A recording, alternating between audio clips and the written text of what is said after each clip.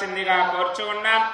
అలాగే 11 రోజుల పాటు దేవాలయంలో జరిగేటువంటి కార్యక్రమాలు ఉదయం 8 గంటలకు పంచామృతాలతో మన దేవాలయంలో ఉన్నటువంటి చిన్నమ్మవారికి అభిషేక కార్యక్రమం, అలాగే 10 గంటలకు మహిళలందరి చేత కూడా సామూహిక కుంకుమ పూజ, సాయంత్రం 6 గంటలకు లలితా సహస్రనామ పారాయణం జరగబడుతుంది మహిళలందరి చేత కూడా. కావున భక్తులందరూ కూడా విచ్చేసి ఈ కార్యక్రమాల్లో పాల్గొని లక్ష్మీ కటాక్షానికి పాత్రలు కావలసిందిగా కోరుచున్నాం. తీర్థ ప్రసాదాలు స్వీకరించవలసిందిగా కోరుచున్నాం.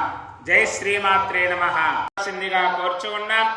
అలాగే 11 రోజుల పాటు దేవాలయంలో జరిగేటువంటి కార్యక్రమాలు ఉదయం 8 గంటలకు పంచామృతాలతో మన దేవాలయంలో ఉన్నటువంటి చిన్నమ్మవారికి అభిషేక కార్యక్రమం, అలాగే 10 గంటలకు మహిళలందరి చేత కూడా సామూహిక కుంకుమ పూజ, సాయంత్రం 6 గంటలకు లలితా సహస్రనామ పారాయణం జరగబడుతుంది మహిళలందరి చేత కూడా.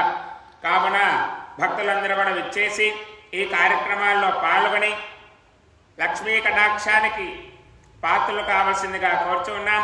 తీర్థ ప్రసాదాలు స్వీకరించవలసిందిగా కోరుచున్నాం. జై శ్రీమాత్రే నమః.